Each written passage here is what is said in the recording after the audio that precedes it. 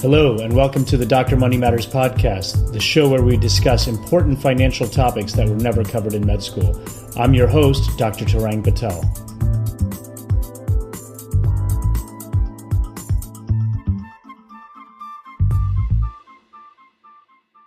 Welcome to another episode of the Dr. Money Matters podcast. I'm doing a series about physicians and social media, and a few of the upcoming guests will be physicians who have used social media to create a strong following. I think it's important to understand the pros and cons of social media and to realize that many of our patients use it to access information about us as practitioners and to get information about health topics in general. It's also a great way to network and educate ourselves about the latest topics in our fields. Finally, some physicians have been able to develop their own brand separate from where they practice and really become immune to local practice issues. I think there's a lot to be learned from those who have used social media well. Today's guest, Dr. Charles Cochran, started a popular Twitter account, Life of a Med Student, that led to his website, as you'll hear about during our interview. It's turned into a very popular site and account for medical students worldwide to share their experiences.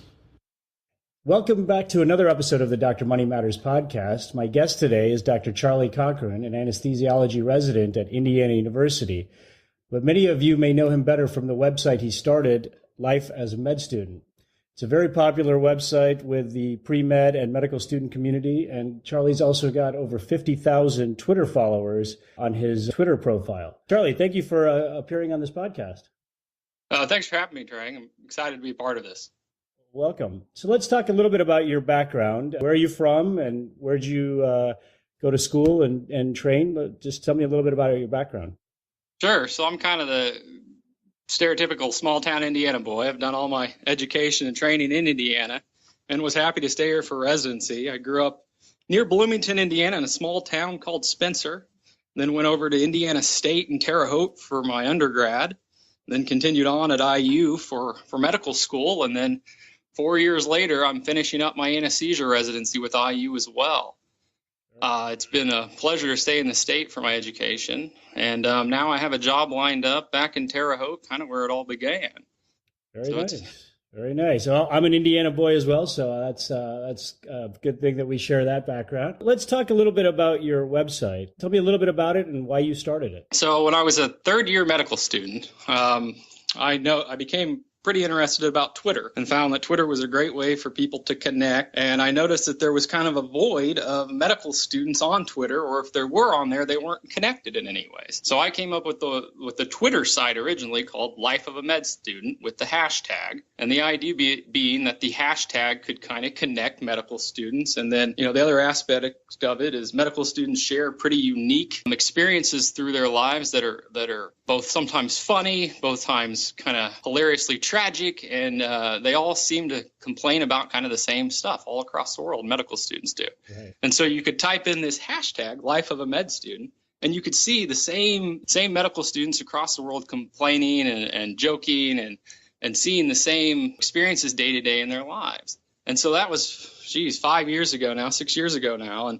And so I kept the Twitter going, and then just recently expanded it into a website to kind of continue that outlet that I felt medical students wanted to be able to express themselves. And so now kind of the tagline is a voice for those in medical training. And that's really what the original idea was, and what I'm trying to continue today through this blog is it's just not about me, it's about the med student idea and life in general. And that's kind of where it is today. Great. Well, so how has the growth been over time? It's been steady. Interestingly, I look back, so I use Time Hop to kind of track, different things I've posted throughout the years.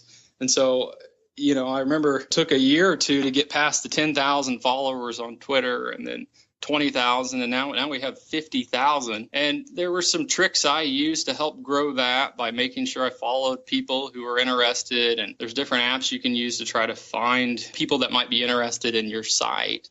And so I used some of those options. Most of the growth came from just consistently tweeting things that medical students found interesting.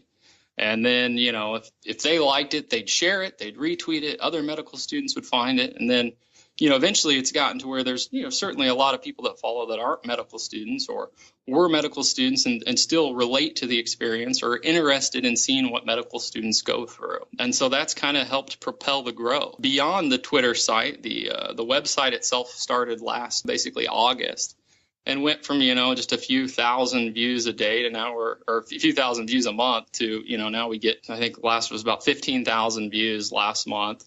So we're looking at over 100,000 views, at this point in time and under a year and continuing to grow every month. So people are seeing it, people are enjoying it, and I hope it continues to be a thing that medical students can look to share their experiences. That's great. Got a lot of information, and I know that you have a lot of people that contribute to the website. So how have you managed being able to run your pretty expansive social media profile and this website while you're a resident? I use every outlet I can to make it more automatic. So, I use an app called Crowdfire, which helps automate some of the Twitter. So if I have a new program or a new post come out, that it fires it up on there automatically. And I can set tweets to, shoot off a few times a day. So if I think of something I want to tweet, I don't have to do it right then. I can send it off later. And the same with posts on the internet, on the website that can get posted in, specific times that I set in advance. So when I have some downtime in my day, I'll fire off the next day's worth of tweets. And then the next day, if I get busy, I'm not missing out. But, a lot of these things in social media, it's about consistency. And so it's always been my goal to make sure that there's not long periods of times where the Twitter site isn't producing content or the website won't be producing content. So it's time intensive, but you find little ways to help automate it, and that helps the most. Okay. And do you have a group of people, or pretty much you've just figured out the automation and that? It's just me. Yeah. I started it by myself and it's remained me. I accept a lot of guest posts, which helps take some of the burden of producing content on my own. But part of the reason why I did that is because what made the Twitter account so popular was sharing other people's ideas originally. So I continue that, although I'll admit it makes it easier for me to, if I try to make sure there's 2 or 3 new posts a week. And if one of them is written, by somebody wanting to share their own experience, that's one less that I have to do. But it also gives, people, I've had people from all over the world do posts literally so far. So it's an exciting way for people to share what they've seen and what they're worried about or what advice they have to the younger generation or things they've experienced. So great. That certainly makes it interesting. Nice. Now, what are your plans for the future of your social media empire here? Sure. The small empire that it is, but it's become something either way. I hope to continue it. I mean, I with the website, just this last month, it went a complete facelift and I moved from kind of the baby steps of WordPress.com to now it's a full-fledged independent WordPress.org ran site. So it gives me a little bit more independence on it there and, kind of has a more professional look now. And then in the future, I hope to add a forums section, maybe over the summer that'll allow students to kind of communicate together on the site and not just through the Twitter experience itself. But I plan to continue it. It's interesting. It keeps me connected to the pulse of medical students, and I think it keeps me kind of in tune with what's going on in the medical world, and I very much enjoy it. Great. And something I plan to continue doing even as I transition out of academic medicine, so to speak. Right. What are the most common issues that you see that medical students are voicing over the last 5 years of your Twitter following and your website? Sure. And I'm sure any of your followers will say it hasn't changed much in the years, but, medical students study hard. And, that's the thing they complain about the most, I think, is they spend a lot of their lives studying. They miss family events. They miss sometimes funerals. They miss time with their significant others. Relationships sometimes suffer. Those things really haven't changed throughout the years, I don't think. And in fact, they may have even gotten better in some ways. But that's the things that are on medical students' minds. And certainly, things I see people talk about a lot is, just the sacrifices you give them to medicine. And medical students don't really see the benefits as much, I think, to the life in medicine at the time. It's all study And, certainly financially it gets more rewarding on the other side, and time-wise, sometimes it gets more rewarding. But during the medical student years, it's certainly, those same issues are still prevalent, and certainly things people talk about. Think back to my medical student days, and it was very difficult to look beyond your, third and fourth year, and even residency seemed so far away. Absolutely. But it goes fast. So it does. I do encourage medical students to just kind of keep that in the back of their mind and not get too discouraged.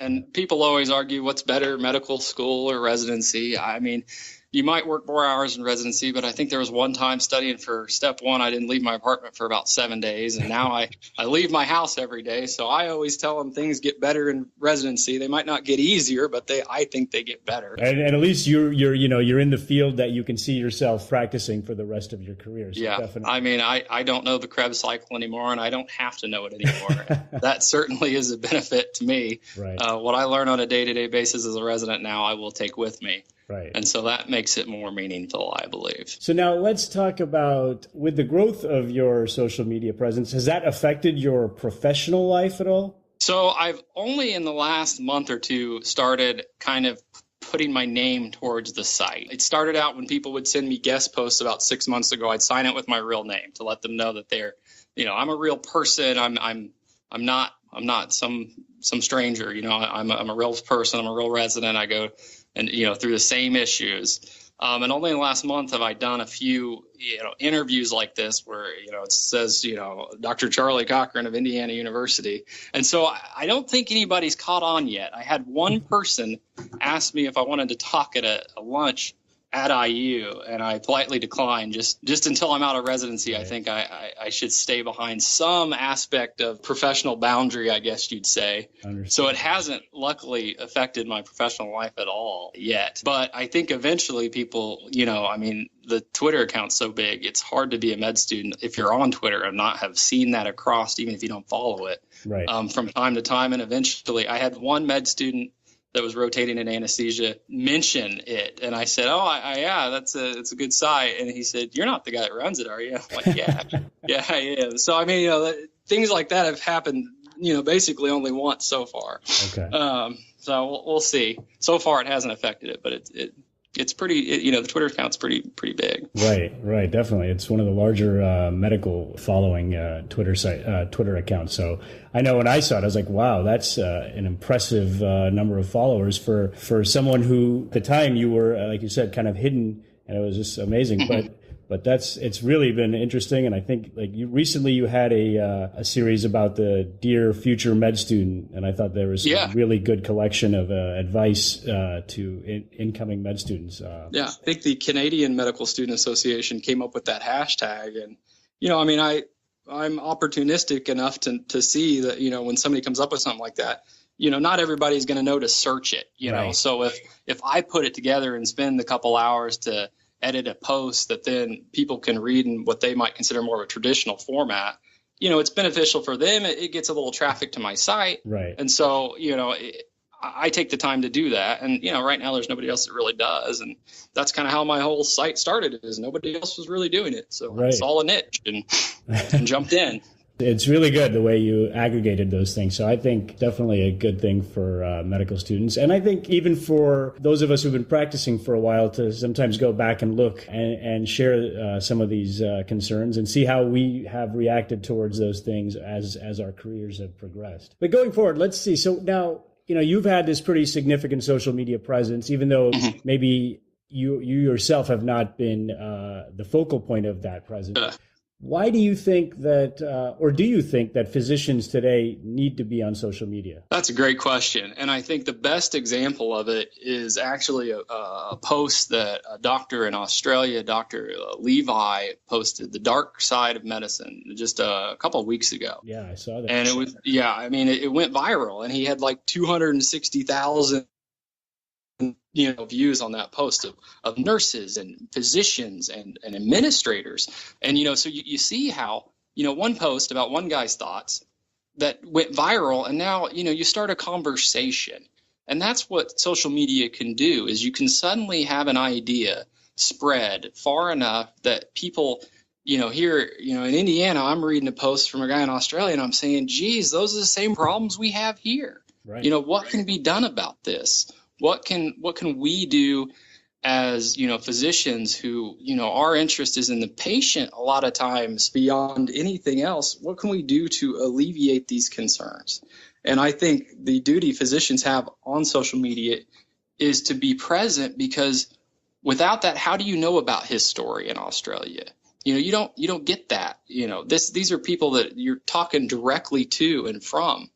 And otherwise, you know, you just reading the USA Today, you're gonna miss that, the pulse of medicine. And I think that's what social media captures best. It's just the day-to-day pulse, the feeling, the mood. And, you know, I would encourage every physician to, you know, even if you're not an active participant, just to be there so that you can see these things. Because, I mean, that was 300,000 people now that, you know, read that. That's nothing small.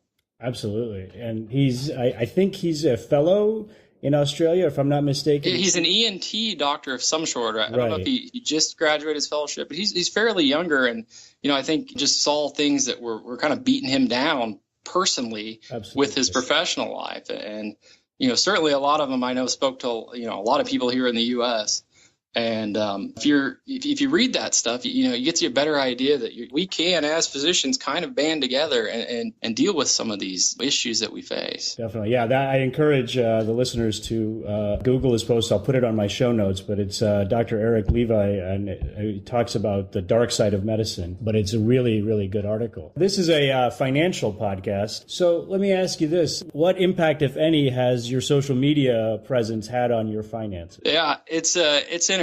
So almost none until I started the website. And the website was a growth of the Twitter movement. But since it's a financial podcast, I'll mention that part of the reason was I had 50,000 followers on Twitter, and people were asking me to advertise things, and I didn't really like the platform to be able to advertise. It wouldn't have been successful. And so I figured, well, if I could create a website that does an extension of Twitter, but then has opportunities for companies that have stuff to offer medical students and medical professionals, well, that would be an avenue to both reach that audience that they're interested in and create a slight bit of payment for the time I put into this, which is not a small amount of time generally. So the website's been fairly successful, and it's been enough that basically you know, one of my posts, I talk about how I was replaced by a telemedicine group for my moonlighting job, and the website basically made that less painful.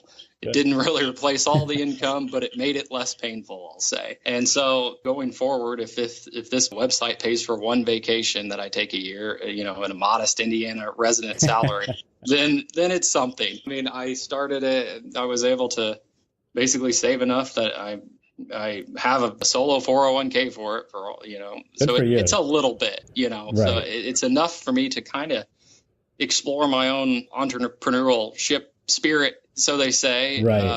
But, you know, I've not quit my day job, I'll say. Of course.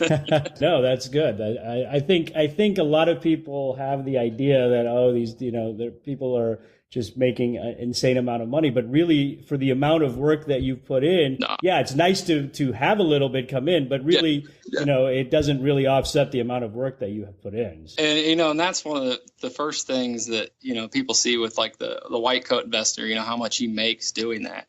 Well, yeah, but he's been doing it for 6 years. He didn't make anything for a couple. Right. I mean, you did that for free. Right. And so, you know, I assume, you know, bigger sites like Kevin MD, that was the same way. I mean, I put in, oh man, if I got paid my moonlighting salary, I really probably could quit my day job, you know, as much time as I put into this. Right. I always kind of laugh with people who ask me about it, but it'll be interesting once I make a nice salary as an anesthesiologist, how much time I can justify devoting to this. Right. So, you know, at that point, it'll decide whether this will really sink or swim. But so far, all indications are that it's going to continue to be something I do and you know, both enjoy, but absolutely. You know, and there's always going to be medical students in the foreseeable future. So I think you have a talent pool and you have a group of interested followers for the foreseeable future. So I suspect that you had this level of success with this much effort. I have no doubt that you'll continue to succeed with it. It's promising that I've only had the website now, 10 months. It has a reasonable following. That actually helps starting with the Twitter account. If you could do it that way, everybody would. But the fact that in under a year I've been able to kind of grow a website following is promising for future success. I do admit. Now, do you use the other social media avenues, Facebook, Instagram? I just started on Instagram, kind of once. It was probably 5 or 6 months ago. I started posting the sites here or there. Now I try to post something every couple days, but it's nothing like the Twitter following. I mean, it's gonna take time to really grow, just like the Twitter account. I mean, it is 5-6 years old now, so that helps. Time is your best friend with social media. Right, definitely. And consistency. Right. Consistent. Now, let me ask you this. Let's close out on you. As your site is geared towards med students, what are some financial tips and advice that you have for medical students? The big one is just remember you're a medical student and you should probably live like a medical student. I know it's pretty cliche, but I think, medical students see these loans as free money. And I know I did when I was a medical student. It's like, well, I'll just get another loan if I run out. Right. And, you can do that almost indefinitely. I mean, there's literally almost no limit to people know you're a medical student. They will just continue to give you money. Right. And so, on my own list of stupid things I did, I one time bought a TV off my loans, which was a very nice TV at the time. And then, I went to Cancun one time and that was a pretty expensive vacation for a medical student. That now has cost me that and 6% for 4 or 5 years now. So, I regret the TV. I don't regret the vacation. So, make smart decisions, spend money appropriately. You can always get a new TV later. A vacation every now and then is probably not the end of the world. Right. But just remember, every dollar you spend, you're going to pay back plus 6% compounded for 5-6 years. And then, who knows how long until you pay it off, depending on how financially savvy you are. For me, that'll be 4 years of residency, and I'm going to have my loans hopefully paid off within 5 years. So that's compounded for 9 years. So that vacation and that TV looks a lot more expensive than it did at the time. It does. But you're right. Like you said, you prioritize. You don't regret the vacation. So there are always experiences, last longer, even though the TV is an object. Experiences last longer. So definitely prioritize those types of things. Yeah. But well, I want to thank you for coming on the show. And again, I am very impressed with your website, your Twitter following, and keep up the good work and keep those med students well advised from coming to your website. Well, I think what you and other physicians that are trying to educate people from financial standpoint is going to have a huge impact on people and on their, not just their financial life, but their personal life. I think better financial decisions lead to better life decisions. And that's something I've really learned in the last year. So thank you for having a podcast like this. And certainly thanks for having me on. I very much appreciate it. Thank you. And we definitely look forward to watching what comes next at Life of a Med Student. I want to thank my guest today, Dr. Charles Cochran, for coming on today and talking about his experience with building a social media presence. You can follow him on Twitter at Life of Med Student and on his website at lifeofamedstudent.com. Both of these will be linked to on our show notes. Also, the article that Dr. Cochran talked about, The Dark Side of Doctoring by Dr. Eric Levi, is linked to on our show notes. And I'm very excited to have Dr. Levi as our guest on an upcoming episode. I really encourage you to listen to that one. What do you think about social media for physicians? What are the platforms that you use? Email me at comments@drmoneymatters.com or send me a message on Facebook, Dr. Money Matters, or on Twitter. As always, thanks for listening, and please leave a positive review on Apple Podcasts, Stitcher, or Google, or wherever you listen. Thanks for sharing this podcast. Our download numbers continue to grow, and I hope you are finding these shows entertaining and beneficial. Remember, I'm not a financial planner. I'm just a doctor who thinks we can take care of our own finances.